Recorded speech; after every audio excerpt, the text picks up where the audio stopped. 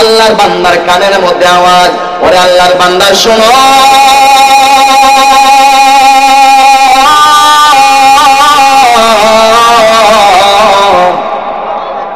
আমি কবরে জিন্দা, আমাকে তুমি কবর থেকে বের করো। ওই আল্লাহর বান্দা এবার বললেন, না জানি আমাকে ভূতে ধরলো কিনা, না আমাকে জিনে ধরলো, রাত্রে বেলায় এমন আওয়াজটা কেন আমার কানে আসলো। উনি ভয় পেয়ে গেলেন, উনি দ্রুত যখন হাঁটলেন, আবার ওনার কানে আওয়াজটা আগার মতো আওয়াজ, হুবহু আওয়াজটা ওনার কানে। ওরে আল্লাহর বান্দা ভয় পেয়ে না, ভয় পাওয়ার দরকার নাই, আমি কবরে জিন্দা, আমাকে তুমি কবর থেকে বের করার চেষ্টা করো। আল্লাহর বান্দা রাত্রে চলে গেছে, সকাল বেলায় মসজিদে ইমাম সাহেবের কাছে যায়, গিয়া বলে হুজুর একটা মাসআলা আপনার সঙ্গে আমি মুযাকারা করব।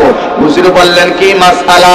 এবার আল্লাহর বান্দা বলে, ও হুজুর ভালো করে শোনো, আমি রাত্রে বেলায় ওই গুরুস্থানের সাইডে দিয়ে আমি যাইতেছিলাম, হঠাৎ করে আমার কানে একটা আওয়াজ, একটা মেইলি কণ্ঠের একটা আওয়াজ আমার কানে আসলো, আমি কবরে জিন্দা, আমাকে কবর থেকে বের করো।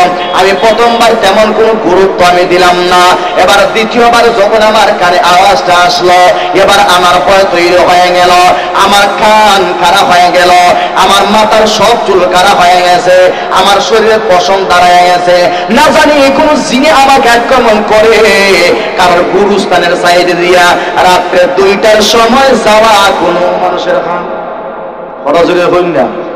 হ্যাঁ, যত বড় পাহলুয়ান তুমি হও না কেন, আমরা যত বড় মেসা হই না কেন, যত বড় কবিরাজ হও না কেন, রাত্রে 2:30 3টার সময় গুরুস্থানের রাস্তায় গেলে মনে মনে দাঁড়ানা না জানি লাশের ঠান্ডা আমার ডুবাইলে খরচ যখন দেখি না, আর একটা জোরে বলেন দেখি না, বই আসেনি নাই। আমরা মাঝে মধ্যে অনেক সময় মুসল্লি ভাই, হুজুর আমার ফরমান, তাদের মরণটা খুবই ভয়ানক হবে, আর যারা আল্লাহ ওয়ালা নামাজি মুসল্লি তাদের মরণটা একেবারে সহজ হবে। জোরে বলেন দেখি না। এবার আসেন মরণ, এবার আসেন হালকা কবর জগতে যাই। বান্দাকে যখন কবর রাখা হবে, নাফরমান বান্দাকে যখন কবর রাখা হবে, তার কবরটা কেমন হবে? আল্লাহর পয়গম্বর একটা হাদিস পাঠ করছিলাম, স্মরণ আছে আপনারা? কথা জুড়ে বলতে স্মরণ আছে নি? قال النبي صلى الله عليه وسلم القبر روضة من رياض الجنة أو حفرة من حفر النار। আল্লাহর পয়গম্বর বলেন, এ উম্মত ভালো করে শোনো, ভালো করে শুনবা, তুই দুনিয়াতে তোমার মরণ যে হাতে হয়, তুমি যদি নেককার অবস্থায় তোমার মরণ হয়, তুমি যদি তোমার মরণ যদি আল্লাহ ওয়ালা অবস্থায় হয়, তোমার মরণ যদি মসজিদে হয়, তোমার মরণ যদি মাহফিলে হয়, তোমার মরণ যদি আল্লাহর জিকির অবস্থায় হয়, তোমার মরণ যদি কোরআন তেলাওয়াত অবস্থায় হয়, তোমার মরণ যদি রমজান মাসে হয়, আল্লাহর পয়গম্বর বলেন, ওরে বান্দা ভালো করে শোনো, আমি নবী বললাম মরণ যে রকম হবে তার কবরটা ওই রকম হবে। আল কবরু রাউযাতুম মিন রিয়াজিল জান্নাহ, কোন কোন বান্দার কবরটা হবে জান্নাতের বাগান। ওয়াল কবরু রাউযাতুম মিন রিয়াজিল জান্নাহ আও হুফরাতুম মিন হুফারিন নার, আর কোন কোন বান্দা বান্দির কবরটা হবে জাহান্নামের গাড়া। জুড়ে হন দেখি না? কাজে আমরা কি চাই আমাদের কবরটা জাহান্নামের গাড়া হোক? কথা জুড়ে হইন না, আর একটু জুড়ে হয়। মুসলমান ভাই, কবরের আযাব কেমন? মাত্র সামান্য হালকা একটা টাচ দেই, ভালো করে খেয়াল করবেন, ভালো করে খেয়াল করবেন। আল্লামা তারেক জামিলের নাম আপনারা শুনছেন? কে কে শুনছেন একটু হাত তুলেন। আল্লামা তারেক জামিলের নাম পাকিস্তানের বিশ্ববিখ্যাত একজন দায়ী, সুবহানাল্লাহ জুড়ে বলেন। উনার একটা রেসালা আছে, চুকে দেখা কবরের আযাব। আসেনি? যারা আলেম উলামা এখানে আছেন, আসেনি? চুকে দেখা কবরের আযাব। এই কিতাবের মধ্যে উনি একটা ঘটনা উল্লেখ করছেন। আল্লাহর একজন বান্দী মারা গেছে, ওই বান্দীর বিবাহ হয় নাই, আমার কথা ভালো করে খেয়াল করবেন, যদি মনে চায় তাইলে বসবেন, না হয় উঠে যাইবেন, কোনো সমস্যা না। আল্লাহর বান্দী মারা গেলেন। ওই আল্লাহর বান্দী মারা যাওয়ার পর অনেক দিন চলে গেছে। যেই গুরুস্থানের সাইডে একটা রাস্তা ছিল, আল্লাহর একজন বান্দা হঠাৎ করে গুরুস্থানের রাস্তা দিয়ে উনি যাইতেছেন। হঠাৎ করে একটা আওয়াজ ওনার কানের মধ্যে আসলো, ওরে পথিক, আমি কবরের ভিতরে জিন্দা, আমাকে কবর থেকে বের করো। সুবহানাল্লাহ। ভাই ওই সাইডের জায়গা প্রচুর পরিমাণে খালি। আপনারা যে জায়গাতে বইছেন, শ্রোতা যারা আছে সব আপনার দিকে নজর। একটু মেহরবানি করে ভিতরে যদি ঢুকতা ভালো হইতো, কারণ সবাই আপনার দিকে নজর দেয়, সমস্যা। আর কথা বলতেছি, যখন শ্রোতা আমার দিকে চায় না, যখন ওই দিকে চায়, তখন পঞ্চায়েত ভালো লাগেনি। কথা আপনার দিকে কাছে বিচারটা চাই না দিলাম, ভালো লাগেনি। আল্লাহর বান্দা হঠাৎ করে তার কানে আওয়াজ, ওই বান্দি ডেকে ডেকে বলতেছে, আমাকে কবর থেকে বের কর, আমি কবরে জিন্দা। এমন সময় ভাই ভালো করে শুনলেন, ওই আল্লাহর বান্দা তেমন গুরুত্ব দেয় না,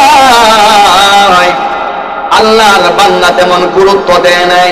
আল্লাহর বান্দা আবার যখন হাঁটতে আরম্ভ করলেন, আবার আল্লাহর বান্দার কানের মধ্যে আওয়াজ, ওরে আল্লাহর বান্দা শোনো,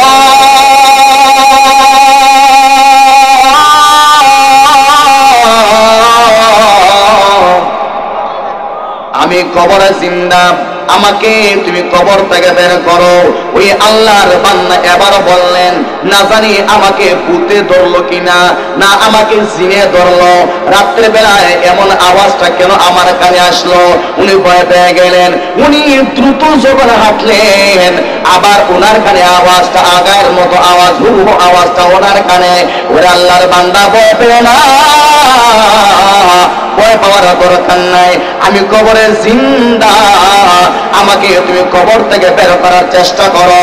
আল্লাহর বান্দা রাত্রে চলে গেছে। সকাল বেলায় মসজিদে ইমাম সাহেবের কাছে যায়, গিয়া বলে, হুজুর একটা মাসআলা আপনার সঙ্গে আমি মুযাকারা করব।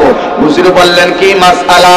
এবার আল্লাহর বান্দা বলে, ও হুজুর ভালো করে শোনো, আমি রাত্রে বেলায় ওই গুরুস্থানের সাইডে দিয়ে আমি যাইতেছিলাম, হঠাৎ করে আমার কানে একটা আওয়াজ, একটা মেলি কণ্ঠের একটা আওয়াজ আমার কানে আসলো, আমি কবরে জিন্দা, আমাকে কবর থেকে বের করো। আমি প্রথমবার তেমন কোনো গুরুত্ব আমি দিলাম না। এবার দ্বিতীয়বার যখন আমার কানে আওয়াজটা আসলো, এবার আমার ভয় তৈরি হয়ে গেল, আমার কান খারাপ হয়ে গেল, আমার মাথার সব চুল খারাপ হয়ে গেছে, আমার শরীরে পশম দাঁড়ায় গেছে, না জানি কোন জিনে আমাকে আক্রমণ করে। কারণ গুরুস্থানের সাইডে দিয়া রাত্রে 2টার সময় যাওয়া কোন মানুষের খরচরে হইল না। হ্যাঁ, যত বড় পাহলুয়ান তুমি হও না কেন, আমরা যত বড় মেসা হই না কেন, যত বড় কবিরাজ হও না কেন, রাত্রে 2:30 3টার সময় গুরুস্থানের রাস্তায় গেলে মনে মনে দাঁড়ানা, না জানি লাশের ঠাইনে আমার ডুবাইলে। খরচরে এখন দেখি না, আর একটু জোরে বলেন দেখি না, বই আসেনি নাই। আমরা মাঝে মধ্যে অনেক সময় মুসল্লি ভাই, হুজুর আমার ভয় তো ডরাই উঠছে, বুঝি না, দাঁতি লেগে গেছে, কিন্তু রাত্রে 2টার সময় গুরুস্থানের রাস্তা যাইছে, ডরাই গেছে। ডরানির কথা না, নামাজ নাই, রোজা নাই, কিচ্ছু নাই, মুখটা ভারিও নাই, এরকম আছে না নাই? বাবা তো ধরনের আছে না নাই? মুখটা ভারিও না, এরকম আছে না? কি রাস্তা পাইছে, সরকারি রাস্তা তো, আর সেই ধান খুললে ওই দিয়েছে দাদা বাবু ওর দেশে বাসায় গেল। মহতাজ আছে না নাই? পবিত্র লাই কোন সময় আল্লাহ যেন হেদায়েত দান করে, জুড়ে বলেন আমিন।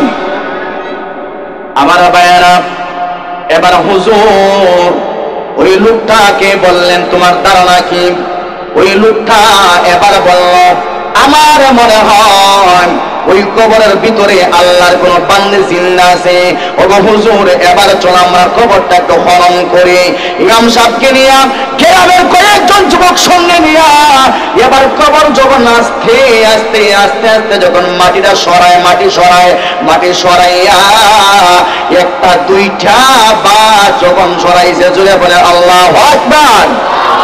আর একটু জুড়ে বলেন আল্লাহু আকবার।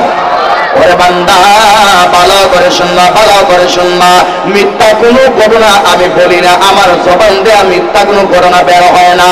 যা বলি দলিল সহ বলবো।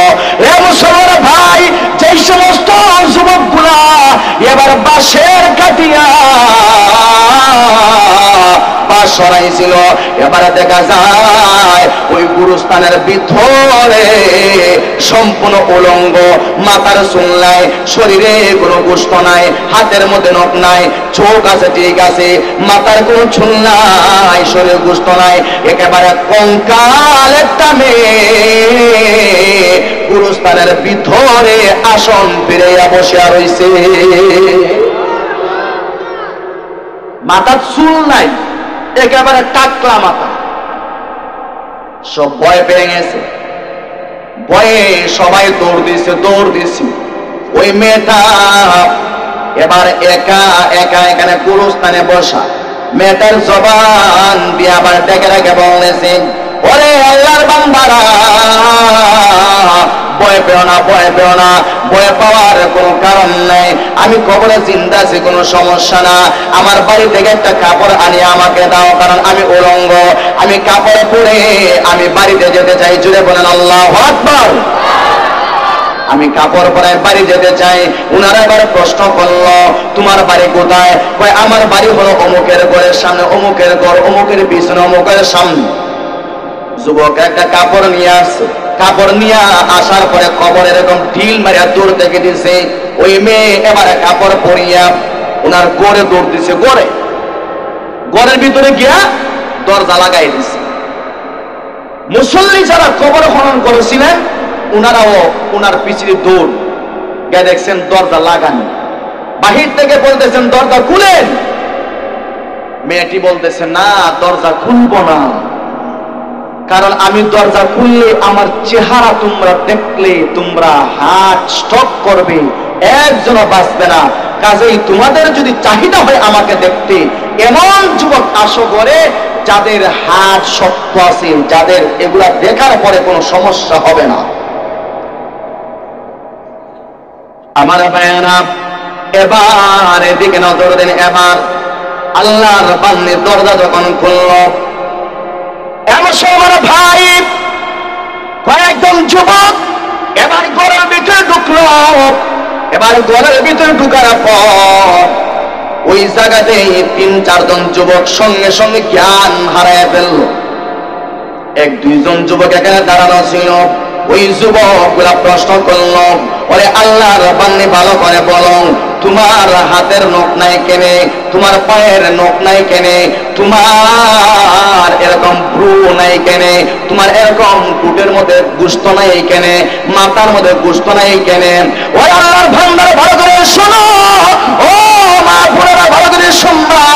এবার আল্লাহর বান্দি যেই কথাগুলো বলেছিল ভালো করে শুনবা। 1 নাম্বার কথা হলো, ওরা আল্লাহর বান্দারা শোনো, আমার মাথার চুল নাই কেনার কারণ তোমরা জানতে চাও? হ্যাঁ, আমরা জানতে চাই তোমার মাথার চুল কোথায় গেল। এবার মেয়ে বলতেছে, আমি যখন গ্রামের মধ্যে জিন্না ছিলাম, আমার চুল 5 হাত লম্বা ছিল, এরকম লম্বা চুলওয়ালা বিজ্ঞান আসুননি তো, আসতে কেন যখন আসুননি? ওরে আল্লাহর বান্দা, আমার চুল লম্বা ছিল, চুলের মধ্যে সুগন্ধি মাখিয়া আমি চুল সারিয়া বিয়ার অনুষ্ঠানে আমি যাইতাম, গায়ে হলুদের অনুষ্ঠানে যাইতাম। এবার স্যাংরা যুবকদেরকে আমি চুলের গন্ধ নাকা লাগাইয়া পাগল করতাম। আসেনি? আরে কাস্ত ওখানে আসে না নাই? আরে তুজুর ওখানে আসেনি?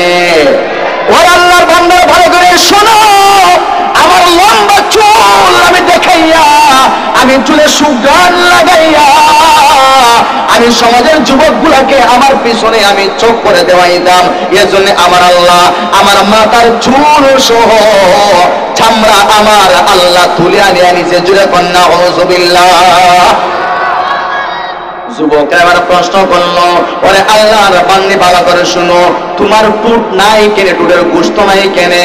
এবার মহিলা আবার বলতেছে, ভালো করে শোনো, আমি গ্রামের মধ্যে ছিলাম সুন্দরী, আমি লিপস্টিক টুটের মধ্যে লাগাইয়া আমি গ্রামে গ্রামে চক্কর দিতাম, মানুষ আমাকে দেখতে ভালো পাইতো, আমি দেখার পর মানুষকে পাগল করতাম।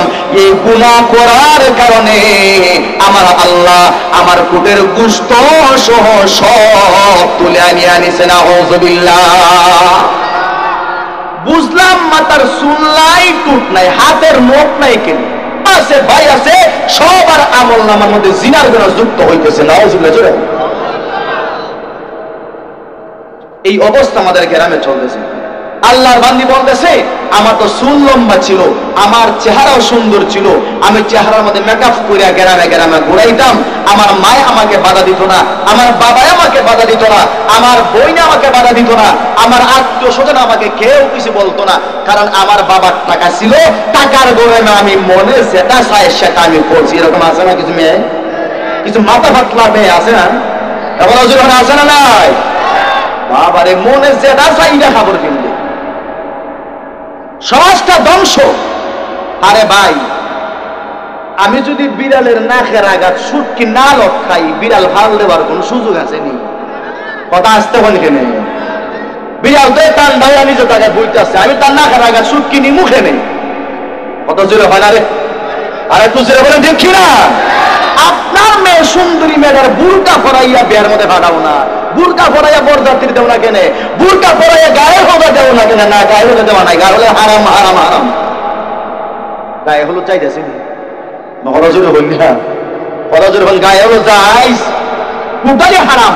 আপনার যুবতী বা বিয়ার উপযুক্ত মেয়েটাকে আপনি বুরকা পরাইয়া যে কোনো জায়গাতে দেন, কিন্তু না বড়ির মধ্যে বড়ির আঘাত টুবেটা লাগাইয়া সাইরা দিয়েছেন মাঝখানো জেরার মধ্যে লাগে লাগবো না।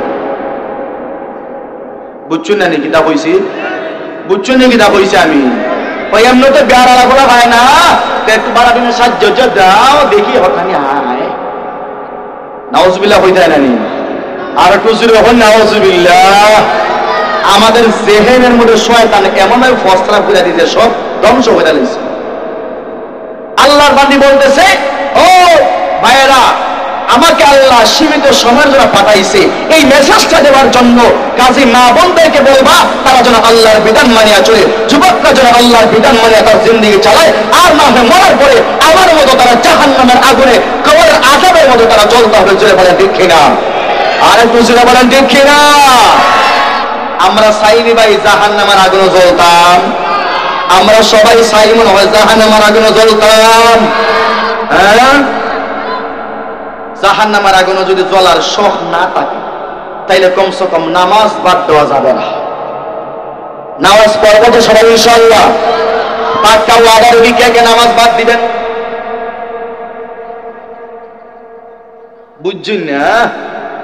নামাজ কে কে পড়বেন 5 ওয়াক্ত দিকে একটু হাত তুলেন। সাক্ষী রাখছেন কারে?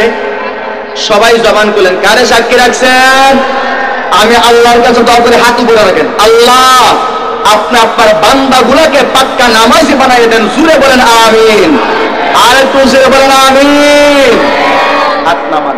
আমি গ্রামের মুরব্বীদের কাছে আমি একটা রিকোয়েস্ট করা চাই, গ্রামের মুরব্বীদের কাছে একটা রিকোয়েস্ট করব, আপনারা মেহেরবানি করে যুব সমাজের কাছে মসজিদের দায়িত্ব তুলে দেন, যুব সমাজের কাছে মাদ্রাসার দায়িত্ব তুলে দেন, যুব সমাজের কাছে মাদ্রাসার মাহফিলের দায়িত্ব তুলে দেন, মসজিদের মাহফিলের দায়িত্ব তুলে দেন। আপনারা রাজি আছেন তো ইনশাআল্লাহ?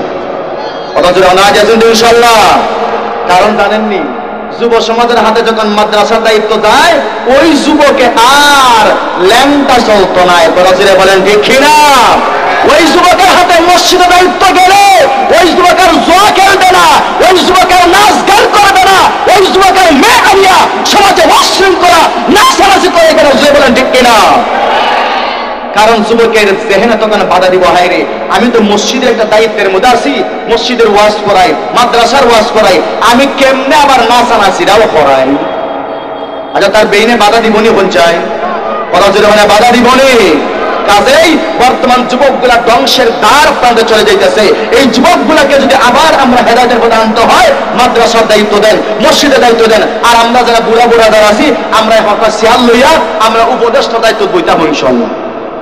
রাজি আছি তো ইনশাল্লাহ? দুধটা দেন গিয়ে খমর দূর লিছেন আর খমর দর্শক একটু হাত দেখলে, কার খমর দর্শক একটু দেখলে একটা হাত তুলুন। কার খমর ধরছে? কেউরির খমর ধরছে না? আচ্ছা ভাই, আমি একটা কথা কই, আমার কথার মধ্যে আপনারা একমত হইবানি হচ্ছে। ওয়াজ সবার কপালে শুনলে হেদায়েত থাকে না, বিশ্বাস আছে রে কথার উপরে? 5 জন থাকলে আমার যেই ক্যাটাগরিতে ওয়াজ, 5000 থাকলে আমার উবহু এই ক্যাটাগরিতে ওয়াজ হইব। এটা আমার গুণ, বুঝতে পারছেন? সবাই যদি চলিয়া যান আর 5 জন যদি থাকে, আমি হুবহু আগের গতি দিয়ে ওয়াজ করবো ইনশাআল্লাহ। তবে আপনারা উঠেন না, মেহরবানি করে, যেহেতু কষ্ট করে বসছেন আপনারা বসবেন তো ইনশাআল্লাহ। আমি যতক্ষণ থাকবো, আমি অনেক দূর থেকে আসছি, এখন আমার রাইকে আপনারা চলে যাবেন, এটা কোনো ইনসাফ হয় ভাই? কথা জোরে হয় না, কোনো ইনসাফ? আচ্ছা, আমি আপনার মেহমান না মেজবান? কথা জোরে হই না? আর একটু জোরে হয়। আমি আপনার মেহমান। আচ্ছা, মেহমান রে বেইজ্জত করা মনে হয় মেজবানের শান না, নাকি সম্মান দেওয়া? কথা জোরে হন, সম্মান দেওয়া না? কাজে আমি যতক্ষণ আলোচনা করব আপনারা আমার সম্মানার্থে হাজার কষ্ট হইলেও আল্লাহ এবং আল্লাহর রাসূলের মহব্বতে কে কে বসতে রাজি, উঠবেন না মুনাজাতের আগ পর্যন্ত। কে কে বসতে রাজি দেখো, একটু হাত তোলেন। আল্লাহরে দেখেন, আমারে না, আল্লাহরে। একটু হাত লম্বা করেন। যারা শুধু বসবেন আর যারা বসবেন না হাত নিচে নামান, আল্লাহর সাক্ষী রেখেন। আল্লাহ যেন সকলকে কবুল করে, জোরে বলেন আমিন। হাত নামান। আমি মুসাফির হিসাবে আপনাদের জন্য আমি দোয়া করি, আল্লাহ যেন আপনাদের সকলকে দুনিয়াতে এবং আখিরাতে সম্মানী বানায়, সুখী বানায়, সমাজে সম্মানের অধিকারী বানায়, জুড়ে বলেন আমিন। আর একটু জুড়ে বলেন আমিন। তো যেটা বলতেছিলাম ভাই, কবরের আযাব বড় ভয়ানক আযাব। কবরের আযাব কেউ দেখছেন আপনারা? কথা জুড়ে হয় না? কবরের আযাব কেউ দেখছেন? একজন গুনাহগার বান্দা যখন মারা যাবে তখন সে বলবে, না আমাকে কবরে নিও না। নাউজুবিল্লাহ, জুড়ে বলেন।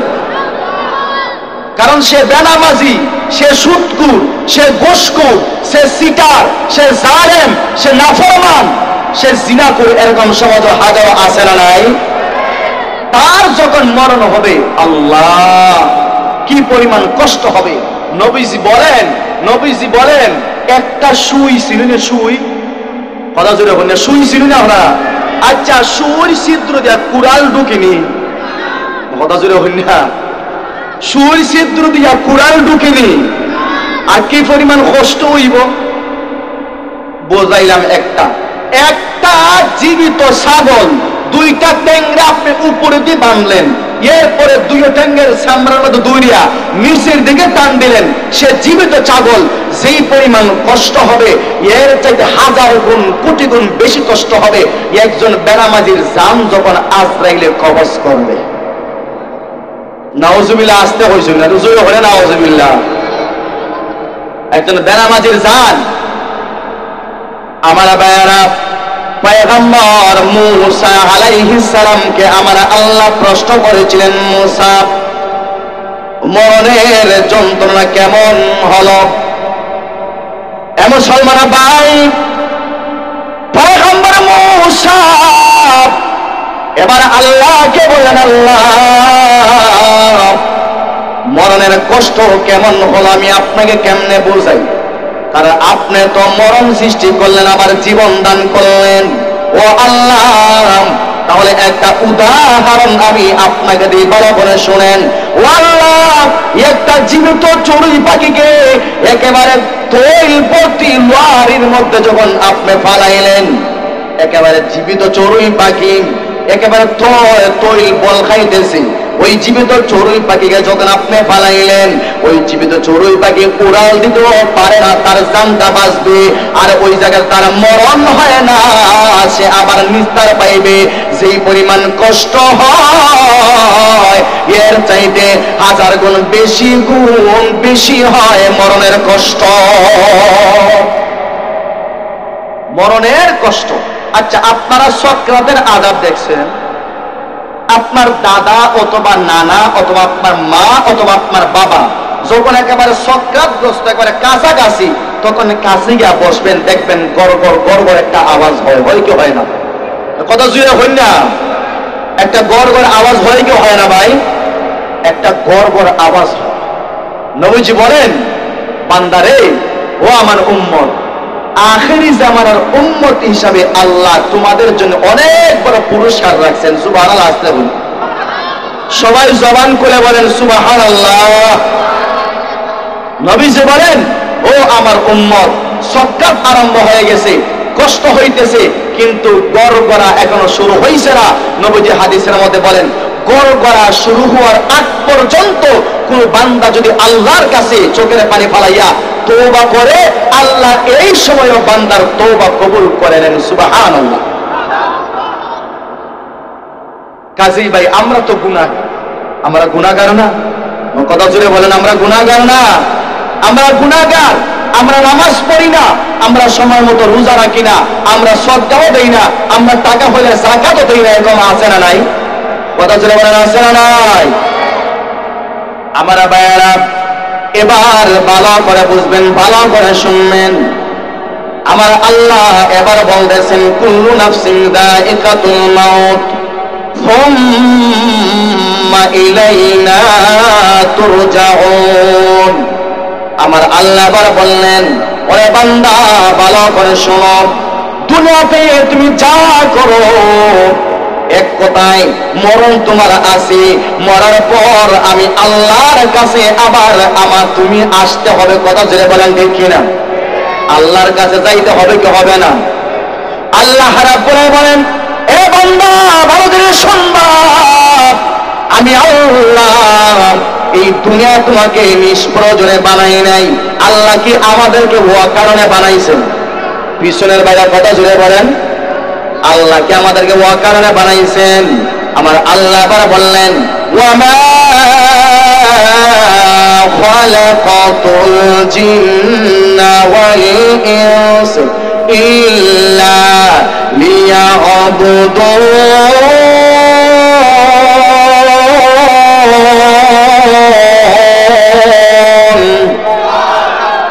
আর একটু জোরে বলেন আল্লাহু আকবার। এ মুসলমান ভাই, আল্লাহ বলেন, বান্দা, আমি আল্লাহ কোনো কারণে তোকে বানাই নাই। এই দুনিয়াতে আমি আল্লাহ নিষ্প্রয়োজনে তরে পাঠাই নাই। নিশ্চয়ই আমি আল্লাহ একটা উদ্দেশ্য নিয়া, একটা কারণ নিয়া আমি আল্লাহ তোকে দুনিয়াতে পাঠাইছি। জুড়ে বলেন, দেখি না? আমার আল্লাহ আমার কারণটা বললেন, ওমা খালাকাতুল জিন্না ওয়াল ইনসা ইল্লা লিয়াবুদুন। ওরে বান্দা শোনো,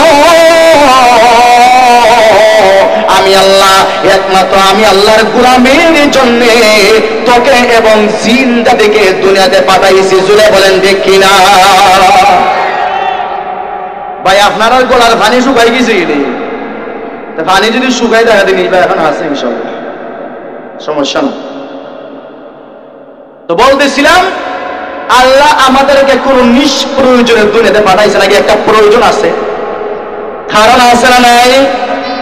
রাস্তা রাস্তা চক্কর দেওয়া, মেলার মধ্যে বেশি করে ফুচকা খাওয়া, রাত্রে 2টা পর্যন্ত মোবাইল টিপাইয়া 3টার সময় ঘুমাইয়া যাওয়া, ফজরের নামাজ নাই, আসর নাই, এই প্রয়োজন আল্লাহ বানাইছেন। আল্লাহ বলতেছেন, বান্দারে, তোরা আমি আল্লাহ বানাইছি। এখন একটা মজার কথা শুনবেন, মজার কথা, জানি না এর আগে শুনছেন কিনা, একটা মজার কথা শুনেন। আল্লাহ বলেন, বান্দা, তোরা আমি আল্লাহ, আমি আল্লাহর গোলামির জন্য বানাইছি। জুড়ে বলেন সুবহানাল্লাহ। আচ্ছা, আমাদেরকে আল্লাহ বানাইছেন কার গোলামির জন্য? কথা জুড়ে বলেন, সবাই বলেন, কার? আর এই গোটা দুনিয়াতে আল্লাহ যা কিছু সৃষ্টি করছেন, সব কিছু আল্লাহ বানাইছেন আমাদের গোলামির জন্য, আমাদের খেদমতের জন্য। জুড়ে বলেন, ঠিক কিনা? আর একটু জুড়ে বলেন, ঠিক কিনা? নবীজি বলতেছেন, قال النبي صلى الله عليه وسلم الدنيا خلقت لكم ওয়া আনতুম খুলিকতুম লিল আখিরাহ। আল্লাহর পয়গম্বর বললেন, এ উম্মত আমার আল্লাহ তোমাদেরকে বানাইছেন আল্লাহর জন্য, অর্থাৎ পরকালের জন্য। আর আমার আল্লাহ এই গোটা দুনিয়া, আসমান বানাইলেন, জমিন আল্লাহ বানাইলেন, চন্দ্র বানাইলেন, আমার আল্লাহ চন্দ্র বানাইলেন, সূর্য বানাইলেন, গ্রহ বানাইলেন, আল্লাহ সাগর বানাইলেন, নদ বানাইলেন, গাছ বানাইলেন।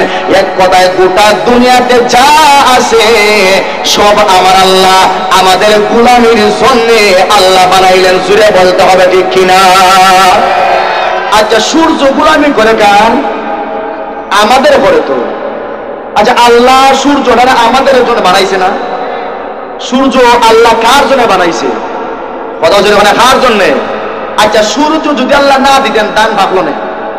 কথা জোরে হয় না? দান ভাবলো না? সূর্য যদি না থাকতো আম জাম লেসু কাঁঠাল এগুলো ভাবলো না? বোঝা গেল সূর্য আল্লাহ আমাদের খেদমতের জন্য বানাইছে। সুবহানাল্লাহ নাই? চন্দ্র আল্লাহ কার জন্য বানাইছে? চন্দ্র যদি না থাকতো রাত্রে রাত্রে এই যে বিভিন্ন ফলের মধ্যে মিষ্টি আসে, এটা চন্দ্রের মাধ্যমে, চন্দ্রের আলোর মাধ্যমে আল্লাহ এই ফলের মধ্যে মিষ্টি ঢুকায় দেয়। সুবহানাল্লাহ হইতায় নাই? তাহলে বোঝা গেল চন্দ্রটাও আল্লাহ ও কারণে বানায় নাই, চন্দ্রটাও আল্লাহ আমাদের জন্য বানাইছে। সুবহানাল্লাহ জুড়ে বলেন। এই যে বাঘ বলেন, হিংস্র জানোয়ার বলেন, সাপ বলেন, অজগর সাপ বলেন, বিচ্ছু বলেন, সিংহ বলেন, হাতি বলেন, সব কিছু কিন্তু আল্লাহ আমাদের গোলামের জন্যই বানাইছে। সুবহানাল্লাহ হয়ে যায় না? আচ্ছা, সাপের বিষ থেকে ক্যান্সারের ওষুধ হয় না? কথা জুড়ে বলেন ভাই। আরো বেশি সময় নিতাম না, বেশি সময় না। সাপের বিষ থেকে আল্লাহ ক্যান্সারের কি বানাইছে? কথা জুড়ে বলেন, ক্যান্সারের কি ওষুধ বানাইছে। কাজেই বোঝা গেল একটা বিষধর সাপকেও আমার আল্লাহ আমাদের গোলামের জন্য বানাইছে। সুবহানাল্লাহ জুড়ে বলেন। এখন আপনারা কইব হুজুর কেমনে বুঝতাম? এটা সরাসরি যদি না শুনতাম বা না দেখতাম তাহলে তো বিশ্বাস করার কোনো কথা না। তাহলে একটা ঘটনা হয়ে আপনারা ভালো করে শুনবেন। আমাদের বাংলাদেশের একজন আলেম তাবলীগ জামাত নিয়া, বড় একটা জামাত নিয়া উনি দক্ষিণ আফ্রিকা গেছেন। কোন জায়গায় গেছেন? কথা ছিল কোন জায়গায়? এই ঘটনাটা কোন কিতাবে পড়ছি, কিতাবের নাম হইলে আপনারা চিনবা। ডালকানগরের ফিসাব আব্দুল মতিন বিন হুসাইন বাদ্দাজিল্লাহুল আলী, চিনছেন আপনারা? ডালকানগরের ফিসাব, ডালকানগরের ফিসাব আসমানি আকর্ষণ একটা কিতাব আছে। ওই কিতাবের মধ্যে আমি ঘটনাটা পড়ছি।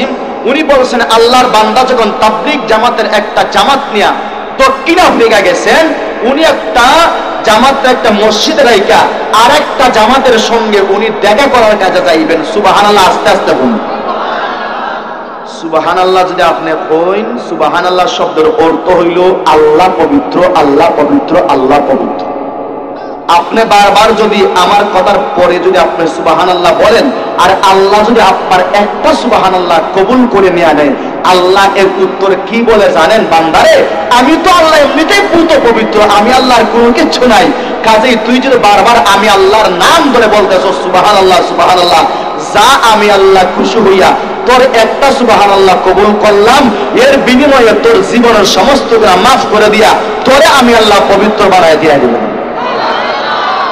আচ্ছা, সুবহানাল্লাহ বলে ফায়দা আছে? আচ্ছা ভাই, নামাজ পড়ছি না, রোজা রাখছি না, কিচ্ছু করতে পারছি না, কমসে কম ইকানা বলে সুবহানাল্লাহ হইতে পারবো তো ইনশাআল্লাহ। আমার ভাইয়েরা, আল্লাহর বান্দা এবার অন্য একটা জামাতের সঙ্গে দেখা করতে যাবেন। ভালো করে খেয়াল করবেন, মজার কথা।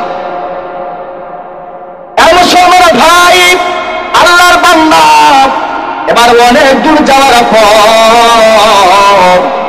একটা জঙ্গলের মাঝখান দিয়া রাস্তা গেছে। রাস্তা মরুভূমির রাস্তা, জঙ্গলের রাস্তা মাঝখান দিয়া গেছে। ওই জায়গায় আল্লাহর বান্দা তখন প্রাইভেট কারে গেলেন, গিয়া দেখলেন রাস্তার ওপাশে হাজার হাজার গাড়ি, ওপাশেও হাজার হাজার গাড়ি, মানুষ দাঁড়ানো, কেউ রাস্তা পার হয় না, কেউ রাস্তা পার হয় না। উনি আন্দাজ করলেন যে রাস্তা মানুষ পার হইতেছে না কেন? এই দিক দিয়া অনেকগুলা গাড়ি, ওই দিক দিয়া গাড়ি, ওই দিক দিয়া মানুষের ভিড়, ওই দিক দিয়ে মানুষের ভিড়, মাঝখানে কি হইছে আমাকে না দেখতে হবে। জুড়ে বলেন ঠিক কিনা? আমার ভাইয়েরা, আল্লাহর বান্দা এবার গাড়ি থেকে নামলেন, নামিয়া আস্তে আস্তে মানুষকে সরাইলেন। মানুষ হুজুরের দিকে তাকায়, ওই দেখলাম মেসাব বেড়ার সাহস দেখো, আমরা এত মোটা মোটা বারামের মুরুখ খাইয়া শরীর মোটা বানাইলাম, গরুর গুস্ত এত ফিয়ালা আমরা খাইলাই, দুধ এত বাড়ি আমরা খাইলাই, এত শক্তি আমাদের আমাদের সাহস হয় না সামনে যাওয়ার। এই মেসাব বেড়ার সামনে যাই তো দেও, আগে দেও, মারবো নে, আগে দেও। হুজুর যখন সামনে গেলেন, গিয়া দেখলেন রাস্তার মাঝখানে কয়েকশো হাতি, বন্য হাতি। সুবহানাল্লাহ, আস্তে আস্তে বলুন। কিতা রাস্তার মাঝখানে হাতি, ওইটা বন্য হাতি। সাধারণ কোন মানুষ গেলে সুরদি বেসাই আসার মারবো শেষ, কেউ সামনে যাইতে পারতেছে না, ডরাইয়া ভয়ে ভয়ে কেউ সামনে যাইতেছে না। আল্লাহর বান্দা এবার গাড়িতে আসলেন, গাড়িতে আসিয়া আল্লাহর বান্দা এবার গাড়িতে ঢুকলেন। ড্রাইভারকে বললেন, এ ড্রাইভার, একটা সাইড দিয়া জায়গা খালি, ওই খালি জায়গা দিয়া আমার গাড়ি তুমি নেও। ড্রাইভার বলে, হুজুর সাবধান, হাজার হাজার মানুষ এখানে আছে, কেউ সামনে যাইতে পারতেছে না, সাহস করে না। ও হুজুর, না না, আমি সামনে যাইতে পারবো না, সামনে গেলে আমাকেও মারবে, আমার গাড়িও শেষ হয়ে যাবে। হুজুর বললেন, এ বান্দা, আমি তো তোমার গাড়ি ভাড়া দিয়ে আনলাম, তোরে মারলে তোর টাকাও দিব, তোর গাড়ি নষ্ট করলে তোর গাড়ির টাকাও দিব, কোনো সমস্যা না, তারপরও তুই আস্তে আস্তে করে সামনে যা। সুবহানাল্লাহ। ড্রাইভার এবার মাথার গরম হয়ে গেছে, চুল এরকম দাঁড়ায় গেছে, বুঝাতে হাই প্রেশার, এরকম হাতের দিয়ে পশম দিয়া গাম বাহির হইতেছে, কেমনে আমি সামনে যাই। তারপরও ওই ড্রাইভার ওনার গাড়িটা আস্তে আস্তে করে আগাইতেছে, মানুষ পিছনে বলতেছে, হুজুর সাবধান, যাইয়েন না, যাইয়েন না, গেলে এখানে নির্ঘাত আপনার মরণ হয়ে যাবে। আল্লাহর বান্দা আবার বললেন, বান্দারা না, কোনো সমস্যা নাই, টেনশনের কোনো কারণ নেই, আমাকে যাইতে দাও। আমার ভাইয়েরা, এবার ড্রাইভার বলল, ও হুজুর, আপনি সামনে যাবেন, আপনি সামনে যাবেন, আমার তো ভয় হয় আপনি সামনে গেলে না জানি কোন ঘটনা ঘটিয়া ফেলায়। এবার হুজুর বলেন, বান্দা, তোমার ইমানে দুর্বলতা আছে, তোমার আমলে দুর্বলতা, বলো না আমি কার কাজের জন্য বের হইছি। কথা জোরে হয় না, আর একটু জোরে বলেন কার। হুজুর এবার বললেন, বান্দা, আমি তো আমার ব্যক্তিগত কোনো কাজে বের হই না, আমি তো আমার মালিকের কাজের জন্য বের হইলাম। আমার মালিক তো হাতিগুলাকে বানাইলেন, আমার মালিক তো আমাকে বানাইলেন, আমার চিন্তা করার দরকার নাই, আমার টেনশনের কোনো দরকার নাই, কাজে আমি আমার আল্লাহর কাজে বের হইলাম।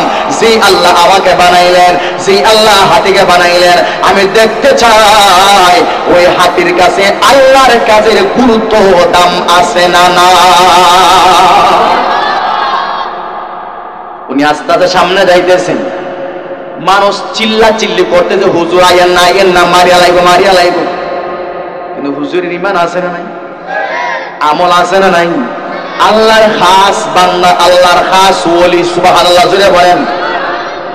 এমন সময় ভাই, এবার আল্লাহর বান্দা এবার ড্রাইভারকে বললেন, ভাই আস্তে আস্তে গাড়ি চালাও, তোমার সাইডের জানালা তুমি লাগাও, গ্লাস লাগাও, লক করো, কুল বানাও। ওরে বান্দা, আমার সাইডের গ্লাসটা তুমি আস্তে আস্তে করে খুলবাম, আমি আমাকে সামনে আগাইয়া দাও। হুজুর তখন সিটের মধ্যে বসা, আল্লাহর বান্দা সবচেয়ে বড় যে হাতির নেতা, নেতা আছে না নাই? কত জোরে নেতা আছে না নাই? আমার ভাইয়ারা, হাতি যেটা নেতা, ওইটার সামনে গিয়া হুজুর বলেন, এবার গ্লাসটা তুমি আস্তে আস্তে নামাও, আস্তে আস্তে নামাও। এবার যখন নামাইলাম, এবার হাতি যখন উঠলো, উঠিয়ে এবার গাড়ির চতুর্দিকে চক্কর দিয়া হুজুরের জানালার সামনে আসিয়া হুজুরের কানের মধ্যে তার সুর লাগাইছে। জুড়ে বলেন আল্লাহু আকবার। হুজুরের কানের মধ্যে তার সুরটা লাগাইছে, লাগাইয়া কি যেন বলল, কি জেনে বলল কেউ বলতে পারে না। ওই দিকের মানুষ সবাই আশ্চর্য হয়ে গেছে, হাই রে হাই, কি হলো কি হলো, এই বুঝি হুজুরের গলা পেঁচায়। কিন্তু না, ভালো করে শুনেন হুজুরের কানে কি যেন বলল। এবার সুর নামাইয়া হুজুর এবার হাতটা আমার সামনে দিলেন। হুজুরের ডান হাতে এই বড় হাতির সুরটা লাগাইয়া একটা সুমা দিয়া নাচতে নাচতে এবার সব হাতি আবার জঙ্গলের ভিতরে চলিয়া গেল। মানুষ আশ্চর্য হয়ে গেছে, কি হলো আমরা তো বুঝতে পারলাম না। বড় হাতি চলিয়া গেছে, এবার ছোট হাতিরাও ওনার পিছনে যাইতেছে। সুবহানাল্লাহ। ড্রাইভার কয়, হুজুর আমার গাড়ির তেল নাই, গ্যাস নাই। হুজুর এখন তোর আবার কি তৈল? কই হুজুর শেষ, চাবি আমার কাছে। কি তৈছে হয় না, যতক্ষণ পর্যন্ত কেরামত আলীর কেরামত আমার না হইছ গাড়ি স্টার্ট হইত না।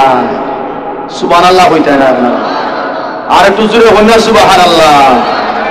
হুজুর এবার বললেন, ওরে বান্দা, তুমি তো নামাজের সঙ্গে সম্পর্ক নাই, রোজার সঙ্গে তোমার সম্পর্ক নাই, মাত্র গাড়ি তুমি চালাও। এ আল্লাহর বান্দা, ভালো করে শোনো, ওই হাতিগুলো মানুষকে মারার জন্য আসে নাই, ওই হাতিগুলো তাদেরকে মারার জন্য আসে নাই।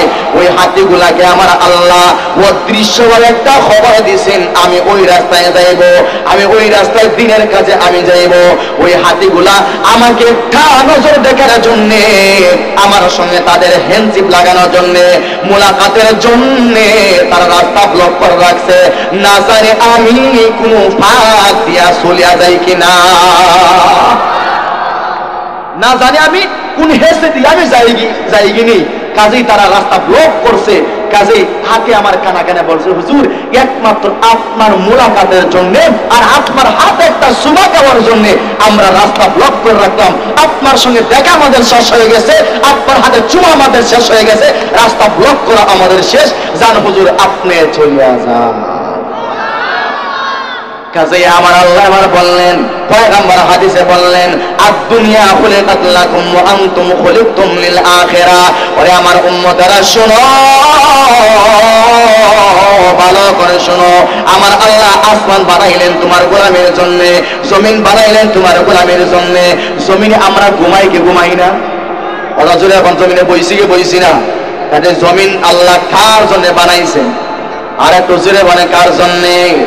এজন্য আল্লাহর পয়গম্বর বলেন, এ উম্মত আমার ভালো করে শুনবা,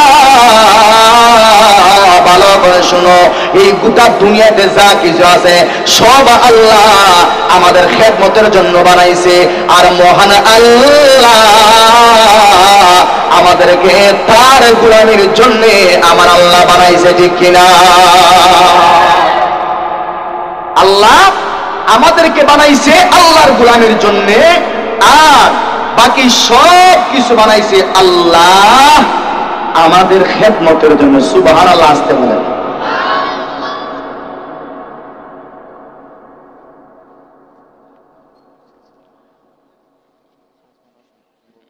আলহামদুলিল্লাহ। তো আমরা একেবারে শেষ পর্যায়ে আইছি ভাই, আলহামদুলিল্লাহ। আপনাদেরকে আর কষ্ট দেব না, আমিও অনেক দূর যাইতে হবে। আমরা আলহামদুলিল্লাহ কিছুক্ষণের মধ্যে আমরা মুনাজাত দিয়ে দিব। রাজি আছেন ইনশাআল্লাহ? কে কে রাজি নেই একটু হাত তুলেন। কিছুক্ষণের মধ্যে আমরা মুনাজাত দিয়ে দিব ইনশাআল্লাহ। আপনারা রাজি আছেন ইনশাআল্লাহ? যখন দেখি উঠি দাঁড়াই, ও চাচা এটা দোয়া করতাই না, এই কিতা এটা কোনো কথা হইল? হ্যাঁ, ওয়াজুনার পরে এখন যদি আপনারা আপনি নাম মুনাজাত করতাম না হুজুর, এটা কোনো কথা হইল? যে আল্লাহ যেন আপনাদেরকে কবুল করে, জোরে বলেন আমিন। বসেন। তো বলতেছিলাম ভাই, আল্লাহ রাব্বুল আলামিন আমাদেরকে সৃষ্টি করছেন কার গোলামির জন্য? আচ্ছা, আল্লাহর গোলামি কোথায় আমরা করব? মসজিদে না? আচ্ছা, মসজিদে কার ঘর? একজন মানুষ উঠবেন তো আমি কিন্তু আপনারা বসাইয়ে দিব ইনশাআল্লাহ। একজন উঠবেন না, আমি তো আপনাদেরকে ছাইয়া দিব, রাখবো না, আর রাখবো না। উঠবে না, কমসে কম দোয়াটা করিয়া যান, মেহেরবানি করে। মসজিদটা কার ঘর? সবাই জবান করে বলেন, মসজিদ কার ঘর? মসজিদ আল্লাহর ঘর। এখন আমার ঘর সুন্দর হইল, আমার বাথরুম সুন্দর হইল, বাথরুমে মানুষের টাইলস লাগায়, কমেন্ট লাগায়, কত ভিআইপি কমেন্ট লাগায়, হায় রে হায়, যাতে মানুষ ঘুমাইতে পারে বাথরুমে গিয়ে, এরকম আছে না নাই?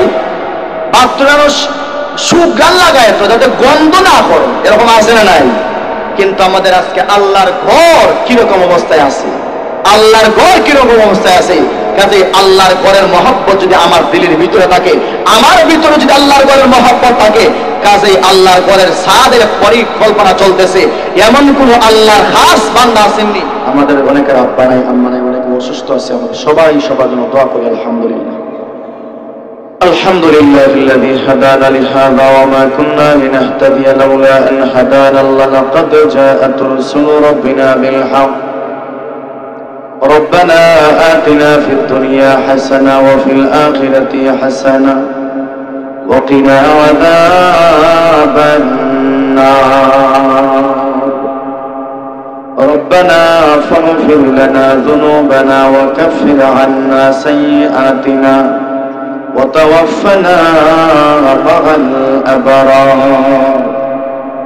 ربنا لا تزغ قلوبنا بعد إذ هديتنا وهب لنا من لدنك رحمة إنك أنت الوهاب. رب ارحمهما كما ربياني صغيرا. رب ارحمهما كما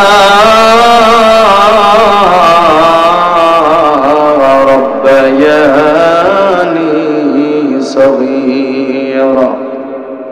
رب العالمين يا الله আমি গুনাহগার, আয় আল্লাহ এতক্ষণ পর্যন্ত কোরআন সুন্নাহ থেকে আল্লাহ আলোচনা করলাম গো মওলা। আল্লাহ তোমার বান্দারা আল্লাহ বসে বসে মওলা শুনেছেন মওলা। আল্লাহ মেহেরবানি করে আমাদের আলোচনা করা, আমাদের শোনাটা আপনি কবুল মঞ্জুর করে নাও। আল্লাহ আমাদের সবার পক্ষ থেকে অসংখ্য গণিত দুরূদ ও সালামের হাদিয়া, আমাদের নাম দূরে দূরে মায়ের নবীর রওজার সোনার মদিনায় পৌঁছে দাও। আল্লাহ মেহেরবানি করে জনম দুঃখিনী আব্বা আম্মাকে মাফ করে দিয়া দাও। আয় রব্বুল আলামিন, আল্লাহ মেহেরবানি করে আল্লাহ জিন্দা মুর্দা মাফ করে দাও। আয় আল্লাহ তোমার দরবারে ফরিয়াদ গো মওলা, আজকের মাহফিল কেবলই কবুল মঞ্জুর করে নাও। আয় আল্লাহ মাহফিলের আয়োজন যারা করেছেন, আয় আল্লাহ টাকা দিয়া, পয়সা দিয়া, শ্রম দিয়া, আয় আল্লাহ সাহায্য সহযোগিতা যারা করেছেন সকলকে কবুল মঞ্জুর করে নাও। আয় আল্লাহ সমাজের যুব সমাজ, আয় আল্লাহ মসজিদ কমিটি সকলকে কবুল মঞ্জুর করে নাও। আয় আল্লাহ তোমার দরবারে আল্লাহ ফরিয়াদ গো মওলা, সমাজের যুবক ভাইদেরকে আপনি আল্লাহ পাক্কা নামাজি বানাইয়া দাও। আল্লাহ দাড়িওয়ালা, টুপিওয়ালা, পাঞ্জাবিওয়ালা বানাও। আয় আল্লাহ তাদেরকে আল্লাহ মসজিদওয়ালা বানাইয়া দাও। আয় রব্বুল আলামিন আল্লাহ পাক্কা নামাজি বানাইয়া দাও। আয় রব্বুল আলামিন আল্লাহ যুবক ভাইদেরকে আল্লাহ হেদায়েত দাও। আয় আল্লাহ যুবক ভাইদেরকে আপনি আল্লাহ নেখায় দান করে দাও। আয় আল্লাহ সমাজের যুবক ভাইগুলা যদি আল্লাহ নামাজি হয়, আল্লাহ আসমান থেকে রহমত নাজিল হয় গো মওলা। আয় আল্লাহ সমাজের যুবক গুলো আল্লাহ ধ্বংস হয়ে যাইতেছে গো মওলা। আয় রব্বুল আলামিন আল্লাহ মেহেরবানি করে তোমার দরবারে ফরিয়াদ জানাইলাম গো মওলা। আল্লাহ যুব সমাজগুলাকে আপনি আল্লাহ দিনদার বানাইয়া দাও। আল্লাহ যে সমস্ত যুবক আল্লাহ কষ্ট করে আয় আল্লাহ মাহফিলের আয়োজন করেছে, মাহফিল কাপড়ে কবুল মঞ্জুর করে নাও। আল্লাহ অত্র এলাকার জিন্দা মোটা সকলকে মাফ করে দিয়ে দাও। আল্লাহ পার্শ্ববর্তী অনেক এলাকা আছে মওলা, আল্লাহ অত্র এলাকার জিন্দা মোটা সকলকে মাফ করে দিয়ে দাও। আল্লাহ অনেক লম্বা সময় আল্লাহ কোরআন সুন্নাহর কথা বললাম গো মওলা। আল্লাহ মেহেরবানি করে আল্লাহ আমাকে পরিপূর্ণ সেবা দিয়ে দাও। আয় আল্লাহ ঠান্ডা থেকে পরিপূর্ণ হেফাজত করে নাও। আয় রাব্বুল আলামিন আল্লাহ কোরআন সুন্নাহর কথা বলতে গিয়া মওলা আয় রাব্বুল আলামিন আল্লাহ তোমার কবুলিয়ত হাসিল করার তৌফিক দিয়ে দাও। আয় রাব্বুল আলামিন আল্লাহ কথা বললাম আয় আল্লাহ তোমার কাছে যদি আল্লাহ কবুল না হয় আয় আল্লাহ কথা বলায় আল্লাহ নিষ্প্রয়োজন গো মওলা। ও মালিক মেহেরবানি করে কবুল মঞ্জুর